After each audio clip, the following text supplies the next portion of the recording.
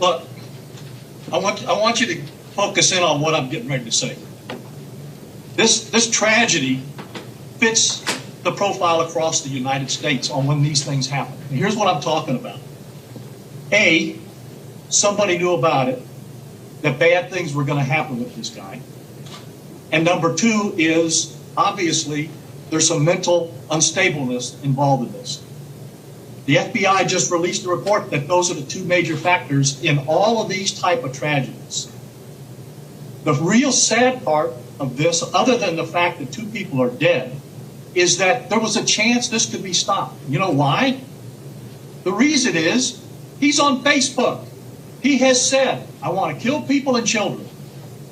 He's got friends. Obviously, they saw that. His ex-wife said he's been acting strange. He thinks he's being followed. He's paranoid. You think a damn soul told us about that? No. And if it sounds like I'm angry, I am, because if somebody would have gotten involved and called us on the phone and said, hey, this may not be anything, but it may be something, because this person is talking about bad things and he's acting strange. That's why I have a behavioral sciences unit to be able to stop these type of things. We have the red flag law where we can take the firearm once we find the people. So that's how this could have been prevented. If somebody would have let us know who he is, we would have contacted him, see if he's got a gun, get him into mental health, and you wouldn't have two people dead. That's how it's supposed to work, and that's how it can work if people will only get involved. When I testified in front of the United States Senate, the reason I was there is because we have a model program. They know it can work. In fact, Rick Scott called me yesterday, and he goes, you know, this law was put in place just for this. And it was. It's not to take guns away from people. It's to get the guns out of hands of people like this that shouldn't have them. So I guess that's what I'm angry about, is this didn't have to happen. If people could have called us and said, hey, saw it on Facebook. It's not normal to say I want to kill people and children. And of course, the family, they saw him acted in a strange manner. So if somebody needs to get involved, people need to get involved, and we need to wake up to this problem so a whole bunch of people don't get killed across this country. All right, folks, we'll take some questions. Sheriff, good afternoon. Ryan Hughes with WPTV.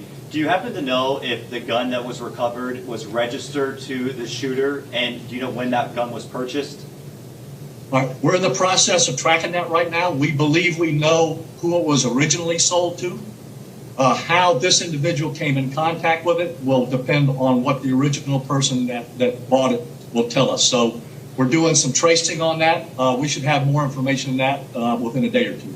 To follow up on that, do you know if there's any way that the victim's family knew Mr. Wall in any kind of way? Right now, we don't. But that, you know, we got a lot more talking to do. This is a very fluid investigation. We're following up on every single source, talking to every single person. But right now, we don't find a connection between him and the family. Anybody else? Sheriff Jay Sheriff Jay O'Brien with CBS 12 News, and forgive me if this was said, but I just want to make sure that we have the right facts here. Are you guys saying that the first time the suspect interacted with the victims, to your knowledge, was inside the Publix when he shot them? That is the information we have at this point.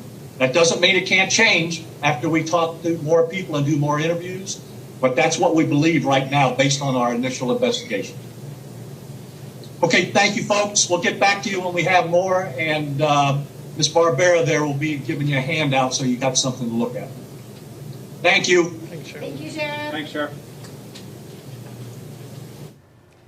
All right, that was Palm Beach County Sheriff Rick Bradshaw. I think the big, giant takeaway from all this is that somebody could have stopped this potentially because of threats that were made on social media. Timothy Wall apparently wanted to kill children, he said, on Facebook and hurt people. And that could, I mean, the sheriff was clearly very angry about that. And he also talked about the interaction that they had. So you had a grandmother going into the store with her grandchild, and they had just that moment in the produce aisle, on that aisle where the shooting actually occurred. It's hard to say if they even exchanged words. So it's possible there could have been an exchange out in the parking lot, but that was, don't know. yeah, they're not sure. And then they also had seen him at that Publix earlier purchasing something. He saw an officer and left the store. Sounds like he returned. So much more to the investigation, but again, sounding more and more like this was just a mysterious random shooting. And just to say one more thing, the sheriff did touch on this. There's a thing called the risk protection order, and that's a law now. And the sheriff's office has a team. It's the risk protection order team. So if you have a family member or a friend or someone in the community that you know has guns and they're threatening violence, you're afraid that they're going to hurt somebody, you can call the sheriff's office. They can get a warrant. They can take that person's guns and weapons away, and then they go and visit that person to make sure, you know, they follow up. It's not just a one-time thing. It's a great program. Yeah, and he did say, had somebody spoken up sooner, it's possible that this may have been averted. We're going to have much more on this coming up later on CBS 12 News. We're going to go to a break.